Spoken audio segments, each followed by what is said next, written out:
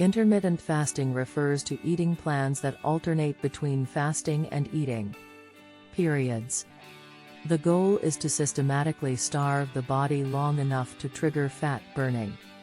While research is still underway and the method may not be suitable for everyone, there is evidence that, when done correctly, intermittent fasting can help lose weight, lower blood pressure and cholesterol, prevent or control diabetes, and improve brain's health.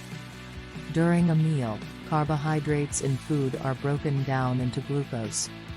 Glucose absorbs through the intestinal wall into the bloodstream and is transported to various organs, where it serves as the major energy source. Excess glucose is stored for later use in the liver and adipose tissue, in the form of glycogen and fats. In between meals, when the body is in the fasted state, the liver converts glycogen back to glucose to keep supplying the body with energy. Typically, an inactive person takes about 10 to 12 hours to use up the glycogen stores, although someone who exercises may do so in much less time.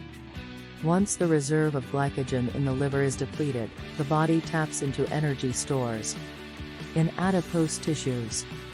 This is when fats are broken down into free fatty acids, which are then converted into additional metabolic fuel in the liver.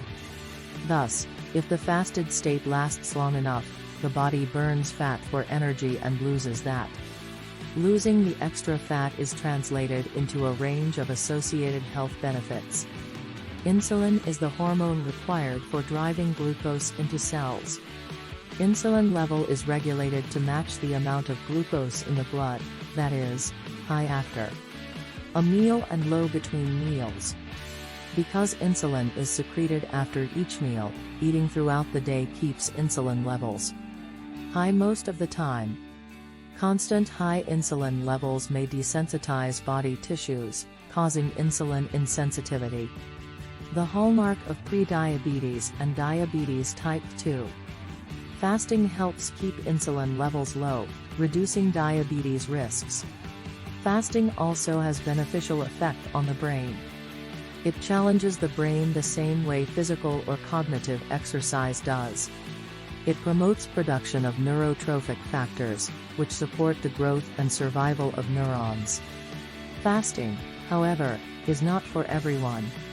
Among those who should not attempt fasting are children and teens, pregnant or breastfeeding women, people with eating disorders, diabetes type 1, advanced diabetes, or some other medical problems, people who are underweight or frail. Fasting can also be unsafe if overdone, or if not done correctly. There are several approaches to intermittent fasting, but the easiest to achieve is perhaps the one that simply extends the usual nighttime fast. A daily cycle of 16-hour fast followed by a 8-hour eating window is usually sustainable. For intermittent fasting to be safe and effective, it must be combined with balanced meals that provide good nutrition. It is important to stay hydrated, and know your physical limits while fasting. The fast must be broken slowly. Overeating after fast, especially of unhealthy foods, must be avoided. Don't forget to subscribe my YouTube channel.